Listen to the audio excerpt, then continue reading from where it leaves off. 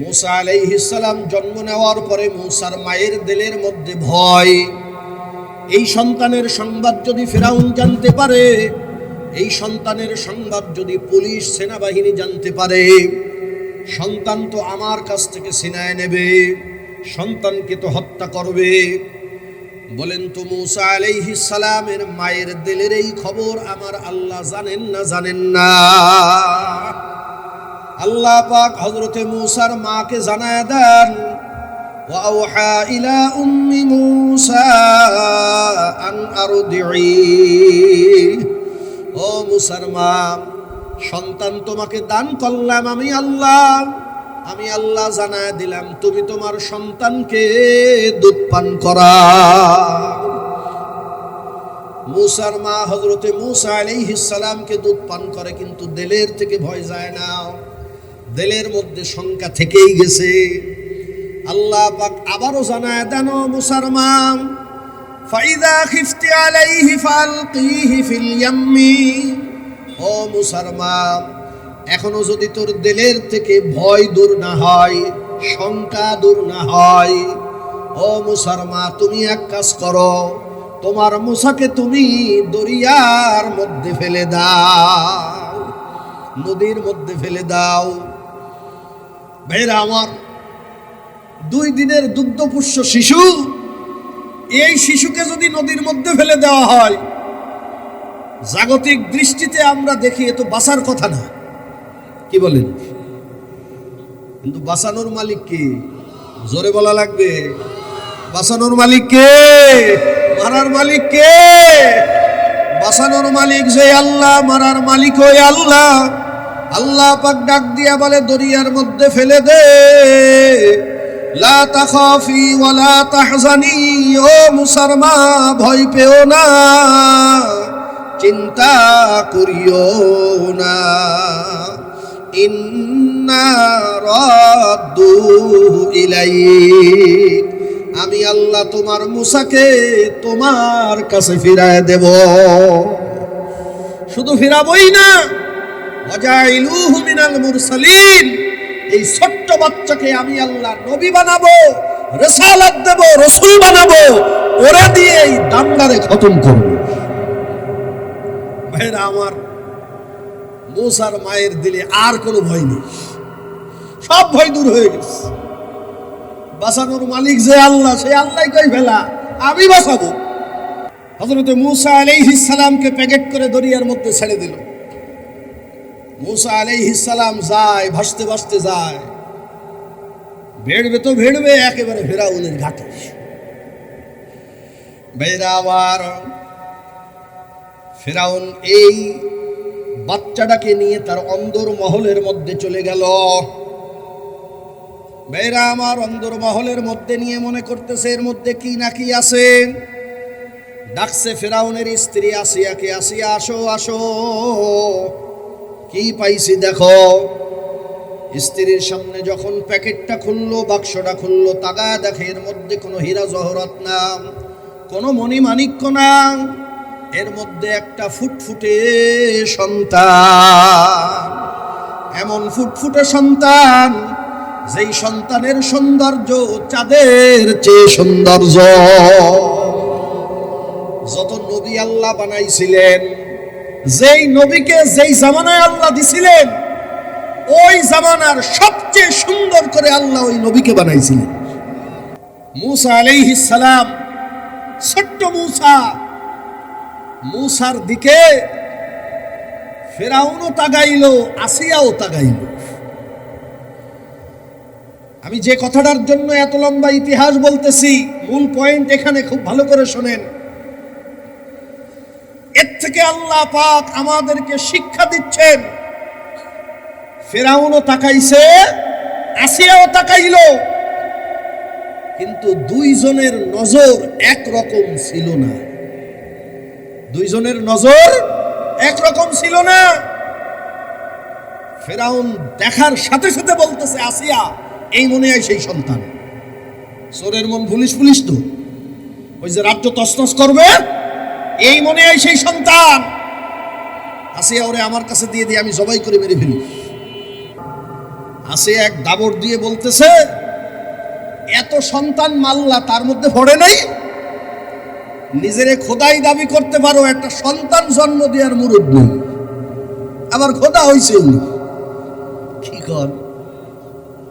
মেয়েরা আমার, আল্লাহর নবী হযরতে মূসাকে দেখিয়া আসিয়ার জবানের থেকে কি কথাগুলা বের হইছিল, আল্লাহ পাক আসিয়ার ওই কথাগুলাকে কোরআনের মধ্যে নাজিল করে দিছে। মেয়েরা আমার, কথাগুলা আসিয়ার কথা, কিন্তু এখন নামাজের মধ্যে পড়লে নামাজ হয়, এখন তেলাওয়াত করলে আমল নামায় নেকি লেখা হয়। কথাগুলো আসিয়ার, কার কথা? আসিয়ার কথা। আল্লাহ পাক ডাক দিয়ে বলেন, আমার ছোট্ট পয়গম্বর হযরতে মূসাকে দেখিয়া আসিয়া ডাক দিয়ে বলল, ওয়াকালাত ইমরাতু ফিরআউনা কুররাতু আইনিল লি ওয়া লাকা লা তাকতুলু আসা আন ইয়ানফানা আও নাত্তাখিযাহু ওয়ালাদা। ডাক দিয়া বলে, স্বামী গো, বাচ্চাটার চেহারার দিকে তাকাইছেন নাকি? বাচ্চাটার চেহারার দিকে একটু তাকায় দেখেন, এত সুন্দর চেহারা, আমার নজর জুড়ায় যায়। আপনার আমার নজর জুড়ায় যায়, এত সুন্দর চেহারা। এই সন্তানকে কেউ মারতে চায়? ও স্বামী গো, শুনে রাখেন, আমার কোনো ছেলে মেয়ে নাই।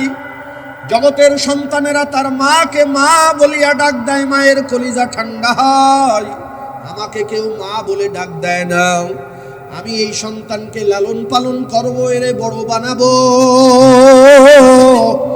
এ যখন বড় হয়ে আমারে মা বলিয়া ডাক দেবে, আমার কলিজা ঠান্ডা হবে। কাজেই লা তাকতুলু, তুমি তো আইন পাস করছো, আমি তোমার আর তোমার সভাসদগণ যারা আছে তাদের উপরে আরেকটা আইন পাস করে দিলাম, এই সন্তানকে মারা যাবে না, মারা যাবে না। যুবক, আমাদের সমাজের মধ্যে অনেক যুবক আছো। যুবক, তুমি তোমার মাকে চেনো না। বিবাহের পরে মাকে যুবক ভুলে যায়। মা হয় তখন বুড়ি, শাশুড়ি হয় আম্মু। আছে না নাই? মায়ের সাথে দুর্ব্যবহার, পিতার সাথে দুর্ব্যবহার। ভাইরা আমার, বাপ মা কি নেয়ামত, যতদিন দুনিয়াতে জিন্দা আছে বুঝবি না, মরে যাওয়ার পরে বুঝবি। এই জগতের মধ্যে নিঃস্বার্থ ভালো যদি কেউ সন্তানকে বাসে, সেই ভালোবাসা একমাত্র পিতামাতার ভালোবাসা। আর যা আছে সব ভালোবাসা স্বার্থের ভালোবাসা। দিতে পারলে শ্বশুর বাড়ি জিন্দাবাদ, না দিতে পারলে ভালো না। কি ঠিক না বেটি? এ যুবক রে, বাপের সঙ্গে বেয়াদবি করবা না, মায়ের সঙ্গে বেয়াদবি করবা না। রাসূল বলেন, কোন বাপ মায়ের বাধ্য সন্তান যদি তার বাপের দিকে একটা নজর দেয়, মায়ের দিকে যদি একটা দয়ার নজর দেয়, এক একটা নজরের বিনিময়ে আমল নামায় একটা কবুল হজের সওয়াব লেখা হয়। কবুল হজের সওয়াব। বর্তমান হজ করতে গেলে লাগে 5.5 লাখ, 6.5 লাখ। এরপরে কোনো হাজী সাহেব বলতে পারবে না আমার হজ কবুল হয়েছে, কেউ বলতে পারবে না। হজ করে আসার পরে কেউ বলতে পারে না আমার হজ কবুল হয়েছে। কিন্তু তোমার বাপের দিকে একটা দয়ার নজর দিবা, আহারে আমার আব্বা, আহারে আমার মা, কত কষ্ট আমার জন্য করছে।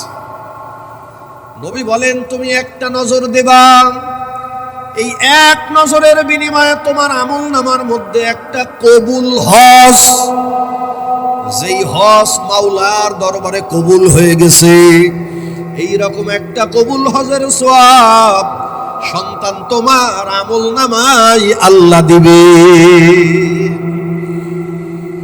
যদি দৈনিক 100 বার নজর দাও, 100টা কবুল হজের সওয়াব। নবী আমার বলেন, 3 ব্যক্তির দোয়া আমার মাওলাই ফেলায় না। এই 3 ব্যক্তির দোয়া ডাইরেক্ট কবুল হয়ে যায়। তার মধ্যে একটা দোয়া হলো সন্তানের জন্য বাপ মা যখন মালিকের দরবারে 2 হাত তোলে, আমার মাওলা এই দোয়ায় পর্দা রাখে না, আমার মাওলা এই দোয়া ডাইরেক্ট কবুল করে না। ও সন্তান কি কামাই করলি, সন্তান কি কামাই করলি। একটা মাশহুর হাদিস আছে, রমজান মাসে এই হাদিসটা বেশি আমাদের ইমাম সাহেবরা শোনান, আপনারা অনেকেই শুনছেন হতো। রাসূল একদিন মেম্বারের প্রথম ধাপে পা রাখলেন, বললেন আমিন। দ্বিতীয় ধাপে পা রাখলেন, রাসূল বললেন আমিন। তৃতীয় ধাপে পা রাখলেন, বললেন আমিন। একটা ব্যতিক্রমী আমল। সাহাবা ইকরাম বুঝলেন না, ইয়া রাসূলুল্লাহ এরকম করলেন কেন? আল্লাহর নবী বলেন, আমি যখন মেম্বারের প্রথম ধাপে পা রাখলাম, হযরতে জিবরাইল আমার কাছে নাজিল হলো। জিবরাইল আমার কাছে দাঁড়ায় দোয়া করলো, ইয়া রাসূলুল্লাহ, ইয়া হাবিবাল্লাহ, রমজান মাস আপনার যে উম্মত পেল, অথচ আল্লাহ পাকের কাছে নিজের গুনাহ মাফ করাইতে পারল না, এই উম্মত ধ্বংস হয়ে যাক। রাসূল বললেন, আমি বললাম আমিন, আল্লাহ আপনি কবুল করে নেন। জিবরাইল মুস্তাজাবাত দাওয়াত, রাসূল মুস্তাজাবাত দাওয়াত। মুস্তাজাবাত দাওয়াত বলা হয় ওই ব্যক্তিকে যার দোয়া কবুল হয়। আপনারা কি মনে করেন রাসূলের দোয়া মনে হয় কবুল হয় না? কথা বলেন।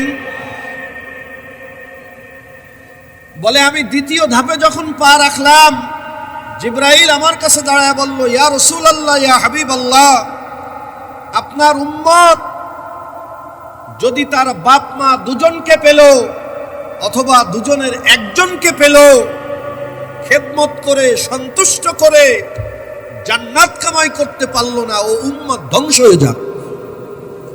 রাসূল বলেন, আমি চুপ করে থাকতে পারলাম না, আমি দোয়া সমর্থন করে আল্লাহর দরবারে আমিও দোয়া করলাম, আমিন, আল্লাহ আপনি কবুল করে নেন। বলে তৃতীয় ধাপে যখন পা রাখলাম, জিবরাইল বলল, ইয়া রাসূলুল্লাহ, আপনার নাম শুনলো অথচ আপনার পরে দুরূদ পাঠ করলো না, এ উম্মত ধ্বংস হয়ে যাক। রাসূল বলেন, আমি দোয়া করলাম, আল্লাহ আপনি কবুল করেন, আমিন। বাপমার খেদমত করে বাপমার সন্তুষ্টি যদি কেউ হাসিল করতে না পারে, এই সন্তান দুনিয়াতেও লাঞ্ছিত হবে, ক্ষতিগ্রস্ত হবে, কিয়ামতের ময়দানে ঠিকানা হবে আল্লাহ পাকের জাহান্নাম। ঠিক না ঠিক? একটা হাদিসের মধ্যে আসছে, যত ধরনের পাপ আছে, কথা বলতে কষ্ট হচ্ছে কিন্তু আওয়াজ আমার কানে আসতেছে না, দেন, যত ধরনের পাপ আছে সমস্ত পাপের শাস্তি, আপনারা শোনেন, আমার দিকে খেয়াল করেন, সমস্ত পাপের শাস্তি আল্লাহ পাক আখিরাতের জন্য আল্লাহ রেখে দিতে পারে। ভাইরা আমার, এ যুবকের দল, তুমি যদি তোমার বাপ মার সঙ্গে বেয়াদবি করো, আল্লাহ পাক ওই পরিমাণ বেয়াদবি তোমার সন্তানকে দিয়ে তোমার সাথে করাবে। ঠিক না ঠিক? আল্লাহর নবী বলেন, হুমা জান্নাতুকা ওয়া নারুকা, ও আমার উম্মতেরা, বাপ মা তোমার জান্নাত অথবা তোমার জাহান্নাম। যদি বাপ মার খেদমত করতে পারো, আল্লাহ পাক খুশি হয়ে তোমাকে জান্নাত দিয়ে দেবে। যদি বাপ মার সঙ্গে দুর্ব্যবহার করো, এই বাপ মা হবে তোমার জাহান্নামে যাওয়ার কারণ। অনেক কথা কোরআন হাদিসের ভিতরে বাপ মার শানে আল্লাহ পাক বয়ান করছে। আমরা এখানে যারা উপস্থিত আছি, মাইকের আওয়াজ যতদূর যায়, আমরা কি আজকের মাহফিল থেকে একটা নিয়ত করতে পারবো যে ইনশাআল্লাহ যতদিন আল্লাহ আমাকে বাঁচায় রাখে বা আমার বাপ মাকে বাঁচায় রাখে, ইনশাআল্লাহ বাপ মার সঙ্গে আর কোনোদিন বেয়াদবি করব না। এই নিয়তটা করতে পারি? কারা কারা পারেন একটু হাত তোলেন তো দেখি। আল্লাহ তুমি কবুল করে নাও, জোরে কনা আমিন। যাদের বাপ মা নাই তারা কি করবে? আল্লাহ পাক শিখায়া দিছেন, এ বান্দারে আমি আল্লাহ পাকের কাছে দোয়া কর, রব্বির রহমহুমা কামা রব্বায়ানি সগীরা। ও সন্তান, তুমি তোমার মায়ের জন্য দোয়া করবা, তুমি তোমার পিতার জন্য দোয়া করবা। আমার পিতার জন্য আমার দিলের মধ্যে যত দরদ, আপনার এই রকম দরদ আসবে না, এটাই স্বাভাবিক। কি কোন কথা ঠিক কিনা? আমার বাপের জন্য হাত তুললে আমার চোখ দিয়ে পানি আসবে, কিন্তু আপনার বাপের জন্য আমার চোখে পানি আসতে দেরি লাগবে, এটাই বাস্তবতা। সন্তান যখন মালিকের দরবারে দুই হাত তুলিয়া চোখের পানি ছেড়ে দেয়, সন্তানের চোখের পানি নাকের ডগায় আসার আগে আল্লাহ বাপমার কবরকে জান্নাতের বাগান বানায় দেয়। বাপমার জন্য দোয়া করে যাবা। অনেক বাপমা দুনিয়াতে নেক আমল করতে পারে না, গুনাহ করে দুনিয়ার থেকে যাবে। সন্তানের দোয়ার বদৌলতে, নেক আমলের বদৌলতে কিয়ামতের ময়দানে আল্লাহ পাক বাপমাকে আমাদের যাদের বাপমা নাই, আল্লাহর কাছে দোয়া করি, পরওয়ারদিগার আমাদের আব্বা আম্মার কবরগুলো আপনি জান্নাতের বাগান বানায় দেন। জোরে কর না আমিন। আল্লাহ কবুল করুক, সকলে বলি আমিন। এই রকম মায়ের বুকের থেকে সন্তানকে সিনায় নিয়ে যখন মায়ের চোখের সামনে, মনে আছে তো, হত্যা করত, বলেন তো দেখি মায়ের দিলের থেকে বের হতো কি হতো না? মা ডাক দিয়ে বলতো, পরওয়ারদিগার, যেই সন্তানের জন্য এত কষ্ট করলাম মাবুদ গো, এই সন্তানের আমাকে মা ডাকটা শুনতে দিল না। আল্লাহ তুমি এই জালেমদেরকে ধ্বংস করে দাও। মেয়েরা আমার, মানুষ যখন জালেমের ভূমিকায় যায়, আল্লাহ মাজলুম যখন মানুষ হয়ে যায়, এই মাজলুম যখন আল্লাহর দরবারে দোয়া করে, মাজলুমের দোয়া আমার আল্লাহ কবুল করে না। ভাইরা আমার, এক জালেম বিদায় নিয়ে চলে গেছে। চতুর্দিকে আমরা অনেক জালেমের পদাচারণা দেখতে পাই। কি কন? 5 তারিখের আগে সাদাবাজি করত সেন্টু, 5 তারিখের পরে এখন নতুন সাদাবাজ বেরোইছে মিন্টু। কি কন? ঠিক না? আগে করতো কালা চান, এখন করে লাল চান। করে না? করে না? সাদাবাজ জালেম যতক্ষণ দুনিয়ায় হায়াত আছে করে যা, কিন্তু আল্লাহর আদালতে প্রত্যেকটা পদক্ষেপের জবাব আল্লাহর কাছে দেওয়া লাগবে, আল্লাহর কাছে দেওয়া লাগবে। কি আজীব ব্যাপার, কি আশ্চর্যের ব্যাপার! হাজার হাজার ছাত্র জনতার বুক খালি হলো, মায়ের কোল খালি হলো, হাজার হাজার মানুষ এখনো বন্দিত্ব বরণ করে আছে। কি কারণে? আমরা চাঁদাবাজদেরকে দেখতে চাই না, আমরা কোনো জালেমদেরকে ক্ষমতায় দেখতে চাই না। এই কারণেই তো আন্দোলন হয়েছিল, এই কারণেই তো মানুষ রক্ত দিয়েছিল।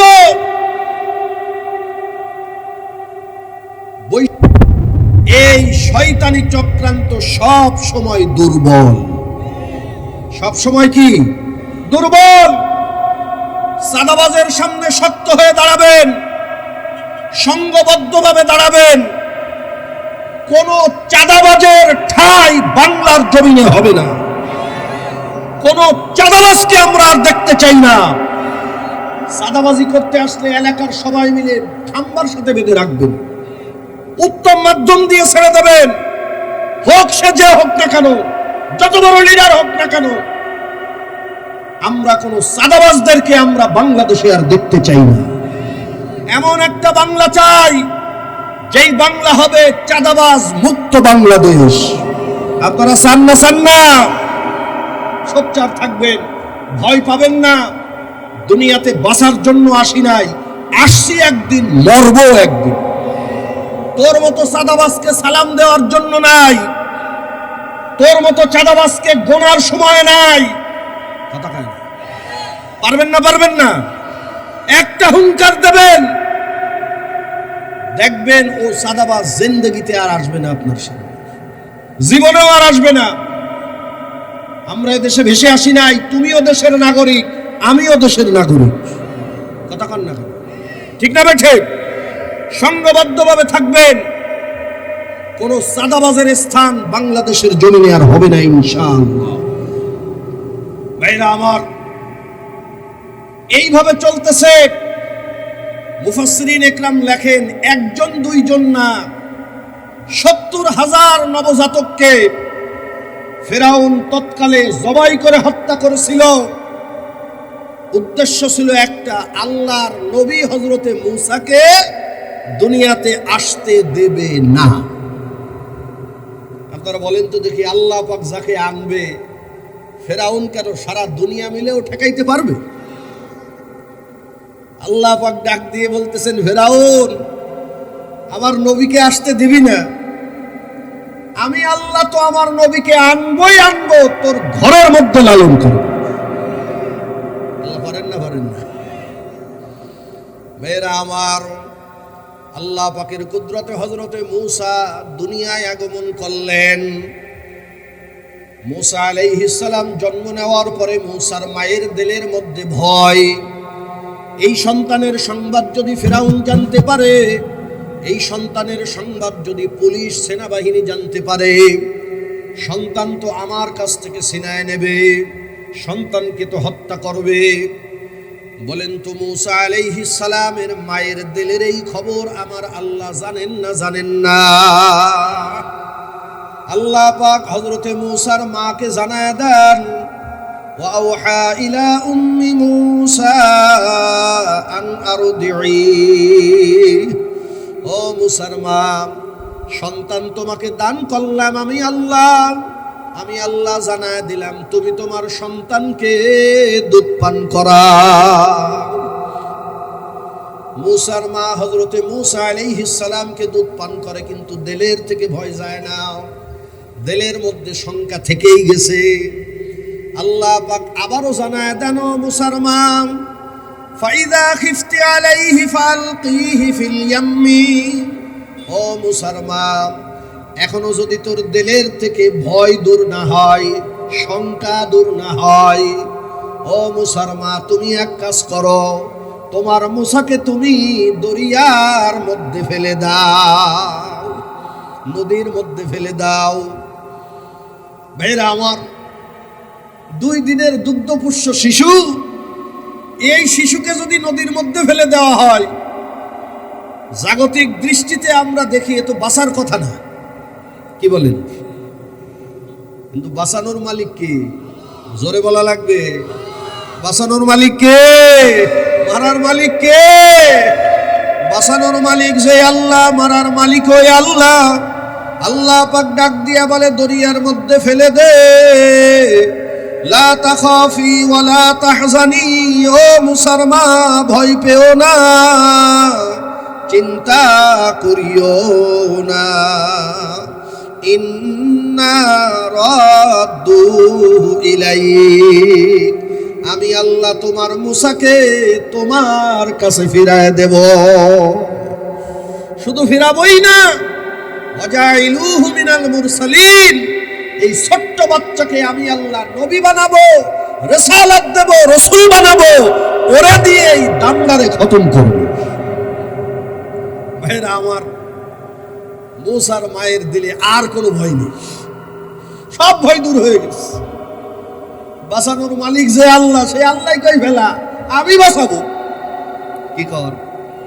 ভাইরা আমার, এই রকম ইয়াকিন আমাদের দিলের মধ্যে এখনো আসে নাই। মুসলমান হয়েছি, মুমিন হয়েছি, কিন্তু ইয়াকিন পরিপূর্ণ হয় নাই। মুসলমান সব সময় খেয়াল রাখতে হবে, গুলি আমাকে মারতে পারে না, বোম আমাকে মারতে পারবে না, ছুরি আমাকে মারতে পারবে না, আমার মরণের বাজেট হতে হবে আসমানে। জোরে কোন ঠিক না বেঠে? আমাকে মারতে হলে আজরাইল লাগবে, কি কর? আজরাইল তো কারোর দুলাভাই না, দুলাভাই নাকি কারোর মামু খালু না। আজরাইল আল্লাহর অর্ডার ছাড়া আসবে না। কাজেই তোমার মতো জালেম, তোমার মতো ইসলাম বিরোধীকে, তোমার মতো হোমরা চোমরাকে গোনার টাইম মুসলমানের নাই। আরো জোরে কোন ঠিক না বেঠে? মুসলমান দুনিয়াতে আসছি মরার জন্য, বাঁচার জন্য নয়। একদিন বাঁচবো, সিংহের মতো বাঁচবো, শিয়ালের মতো 1000 বছর কোন মুসলমান বাঁচতে চায় না। বাঁচবো দুনিয়াতে ইজ্জত নিয়ে, বাঁচবো দুনিয়াতে আল্লাহ নিয়ে, বাঁচবো দুনিয়াতে ইসলাম নিয়ে। ইসলাম ব্যতীত মুসলমান কিছু বোঝে না। কি রাজি আছেন না নাই? বারবার করে দেখছি, বারবার দেখা হয়ে গেছে। কি করতে পারো? একদিন দুই দিন দেখি নাই, 53 বছর দেখছি। 53 বছর দেখছি। কি করতে পারো? খেতে খেতে দেশটার কিচ্ছু রাখো নাই। দুর্নীতিতে চ্যাম্পিয়ন একবার দুইবার না 5 বার বানাইছো, 5 বার বানাইছো। আমরা মুসলমান দীপ্ত শপথ নেব, আগামীর বাংলা হবে ইসলামের বাংলা। আরো জোরে বলেন, কিসের বাংলা?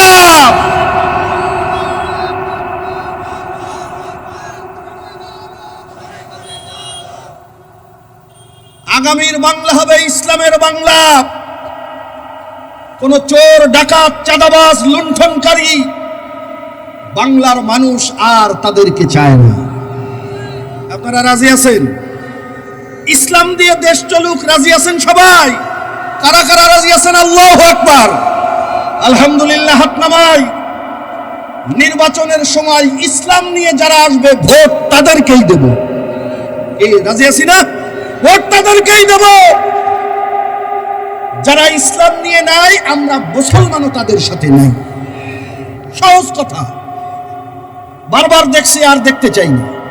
কি ঠিক না ভাইরা আমার?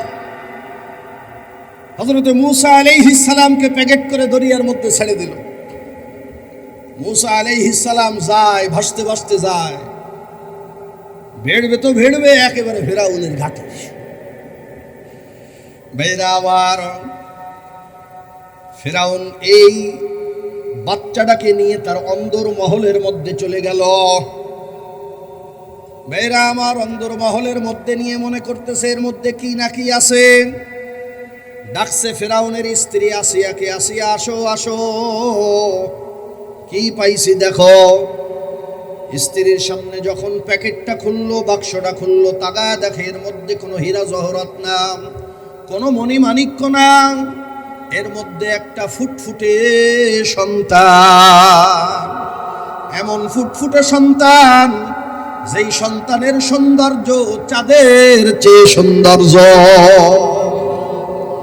যত নবী আল্লাহ বানাইছিলেন, যেই নবীকে যেই জামানায় আল্লাহ দিছিলেন, ওই জামানার সবচেয়ে সুন্দর করে আল্লাহ ওই নবীকে বানাইছিলেন। নবীর চেয়ে জামালের দিক থেকে কোন উম্মত সুন্দর বেশি ছিল না। ভাইরা আমার, নবীদেরকে জামালিয়াত আল্লাহ যেমন দিছিলেন, কামালিয়াত আল্লাহ তেমন দিছিলেন।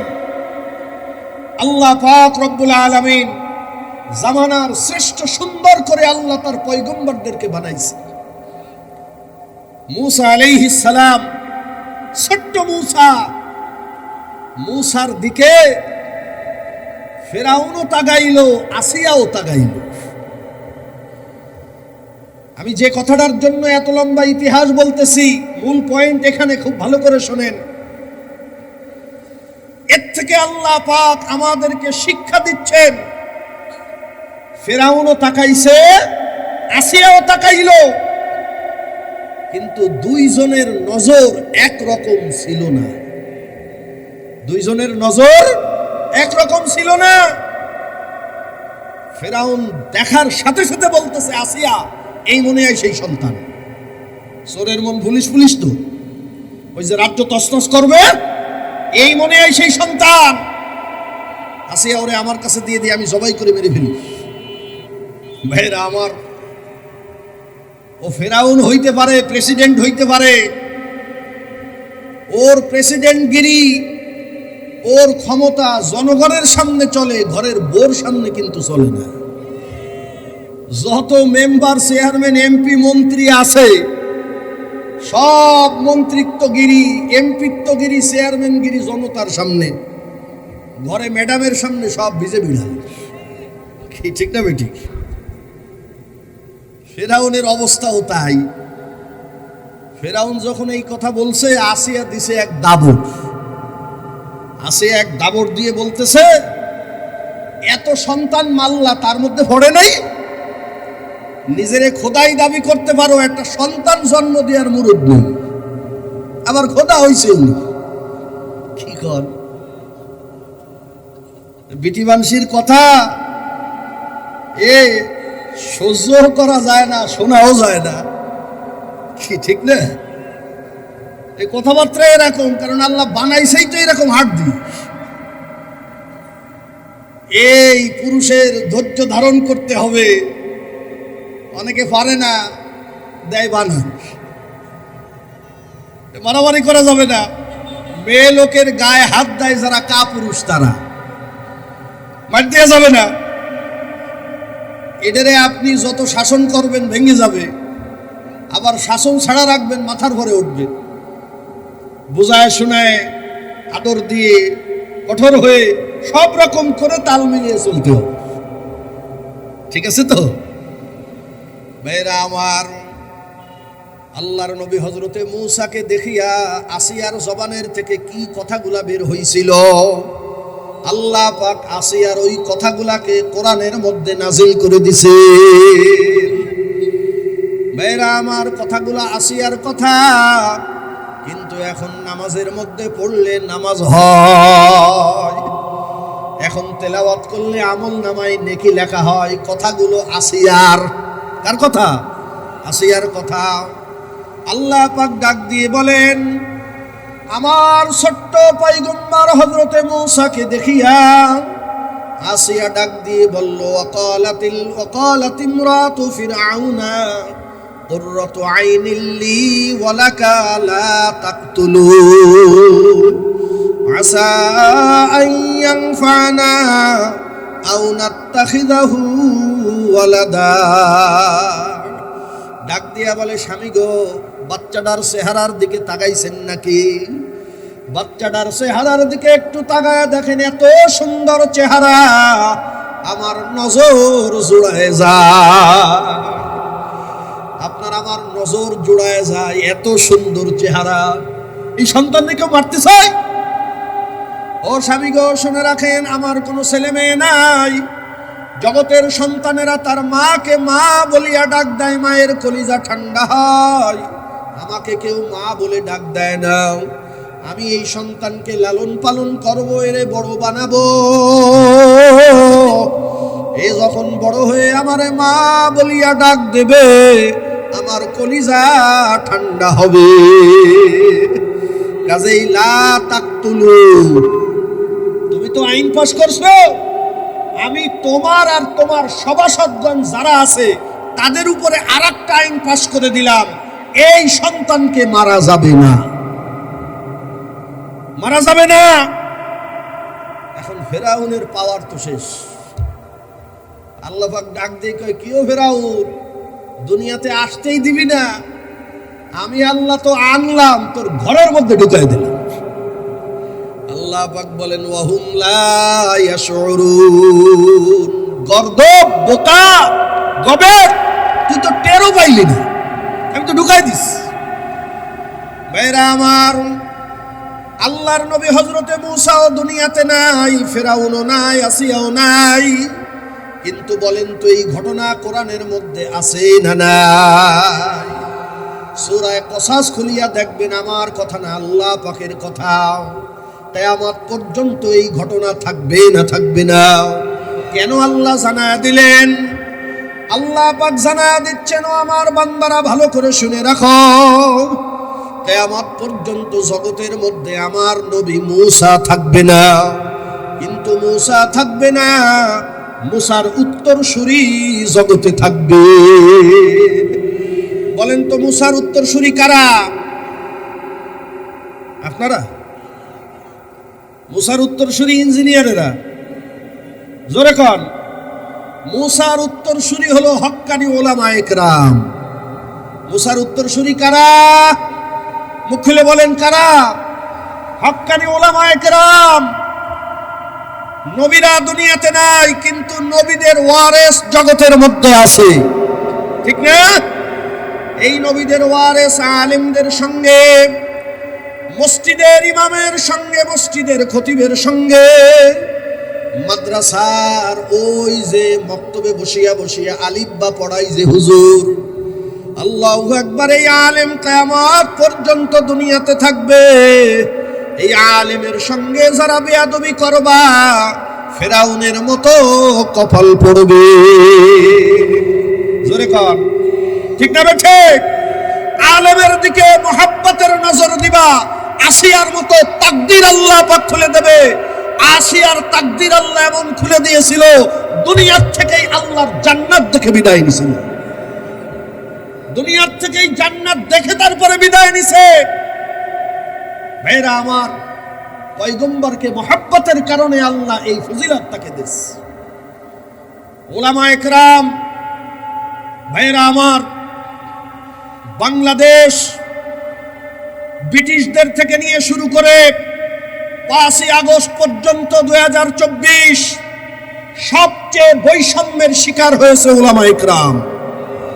ইতিহাস তালাশ করে দেখেন, ব্রিটিশ লাল কুত্তার দলেরা তারা গবেষণা করে দেখছে, এদেশে যদি আমাদের রাজত্ব স্থায়ী করতে হয়, এদেশের মানুষদেরকে যদি গোলামীর শৃঙ্খলে আবদ্ধ করতে হয়, এদেশ থেকে একটা কাজ করতে হবে, আলেমদেরকে নিঃস্ব করে দিতে হবে, আলেম উৎখাত করে দিতে হবে, আলেম তৈরির কারখানা মাদ্রাসা বন্ধ করে দিতে হবে।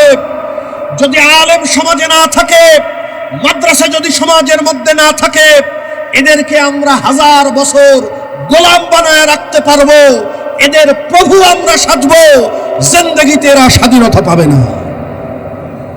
এই রিপোর্টকে বাস্তবায়ন করার জন্য লক্ষ লক্ষ আলেমদেরকে ফাঁসির কাস্টে ঝুলায় হত্যা করেছে, আগুনের মধ্যে পুড়ায় হত্যা করেছে, হাজার হাজার মাদ্রাসা বুলডোজার দিয়ে ভেঙে গুড়িয়ে দিয়েছে। কি ঠিক না বেঠিক? ভাইরা আমার, কিন্তু দমাইতে পারে নাই, দমাইতে পারে নাই। বড়ই গাছের ডাল যত কাটা হয় তত বাড়ে, কথা কয় না? যত কাটবেন তত বাড়বে। দমাইতে পারে নাই। এই ওলামায়ে কেরামের নেতৃত্বের ফলে, ওলামায়ে কেরামের আন্দোলনের ফলে রেশমি রুমাল আন্দোলন হয়েছিল, সিপাহী বিপ্লব হয়েছিল, ব্রিটিশ খেদাও আন্দোলন হয়েছিল। ওলামায়ে কেরামের তত্ত্বাবধানে ব্রিটিশরা এ দেশ ছেড়ে পালাতে বাধ্য হয়েছিল, ঠিক না? বৈষম্যের শিকার ওলামায়ে কেরাম হয়ে আসতেছে। আলেমদেরকে আমরা সেই নজরে দেখি না, আলেমদেরকে মোহাব্বতের নজরে দেখি না, শ্রদ্ধার নজরে দেখি না, যার কারণে জগতের মধ্যে সবচেয়ে হতভাগা জাতি হলাম আমরা। কিভাবে হতভাগা? 92% মুসলমান, 3.5 লক্ষের বেশি মসজিদ, লক্ষ লক্ষ আলেম ওলামা, দাড়িওয়ালা, টুপিওয়ালা, এত তাবলীগওয়ালা, এত পীর, এত মুরিদ। এই দেশের মধ্যে সবার আগে আল্লাহর কোরআন সংসদে প্রতিষ্ঠা হওয়ার কথা ছিল, কিন্তু আমরা মনে করি আলেমরা শুধু নামাজ পড়াইতে পারে, আলেমরা শুধু মিলাদ পড়াইতে পারে, আলেমরা মেম্বার হইতে পারে না, আলেমরা চেয়ারম্যান হতে পারে না, আলেমরা এমপি হতে পারে না, আলেমরা মন্ত্রী হতে পারে না, আলেমরা দেশ চালাতে পারে না। দিয়ে দেখো পারে কিনা। যাদেরকে মন্ত্রী, মেম্বার, চেয়ারম্যান বানাও, তারা করে চুরি, কথা কয়, তারা ক্ষমতায় গিয়ে করে চুরি। আর আলেমদেরকে যদি ক্ষমতায় পাঠাতে পারো, তোমার ন্যায্য অধিকার ঘাড়ে করে তোমার বাড়িতে পৌঁছায় দেবে। এর বৈশিষ্ট্য, আমরা হতভাগা জাতি। ভাইরা আমার, যেই দেশের মধ্যে যেই জাতি সংখ্যাগরিষ্ঠ থাকে, ওই জাতি কখনো বৈষম্যের শিকার হয় না। ভারতে হিন্দু সংখ্যাগরিষ্ঠ, ভারতের হিন্দুরা বৈষম্যের শিকার হয় না। যুক্তরাজ্যে খ্রিস্টানরা সংখ্যাগরিষ্ঠ, তারা বৈষম্যের শিকার হয় না। ইসরায়েলে ইহুদিরা সংখ্যাগরিষ্ঠ, তারা বৈষম্যের শিকার হয় না। কিন্তু বাংলাদেশে মুসলিম সংখ্যাগরিষ্ঠ হওয়ার পরেও মুসলমানরাই বৈষম্যের শিকার হয়। এর জন্য আমরা দায়ী। আল্লাহ পাক বলেন, ইন্নাল্লাহা লা ইউগাইয়িরু মা বিকওম হাত্তা ইউগাইয়িরু মা বিআনফুসিহিম। নিশ্চয়ই আল্লাহ পাক ততক্ষণ পর্যন্ত কোনো জাতির ভাগ্যের পরিবর্তন করেন না যতক্ষণ না তারা নিজেরা নিজেদের পরিবর্তন না করে। ভাইরা আমার, যেই পরিস্থিতির ভিতরে আছি, যেই অশান্তির মধ্যে আছি, যেই দুর্বিষহ দিন অতিবাহিত করতেছি, এর থেকে যদি আমরা পরিত্রাণ পেতে চাই, আমাদের পরিবর্তন আমাদের নিজেদের করা লাগবে। ঠিক না ঠিক? আমাদের নিজেদের করা লাগবে। যেই ব্যক্তিকে মসজিদের ইমাম বানাতে পেরেছি, নিশ্চয়ই সে যদি চোর হতো তাকে ইমাম বানাতাম না। কথা বলেন, জোরে জবাব দেওয়া লাগবে। ওনার মুখে যদি দাড়ি না থাকতো ওনাকে ইমাম বানাতাম না। ওনার নামে যদি মামলা থাকতো চুরির, ওনাকে ইমাম বানাতাম না। ওনার ঘরের স্ত্রী যদি পর্দায় না থাকতো ওনার পিছনে নামাজ পড়তাম না। ঠিক না ঠিক? সবাই একমাত্র?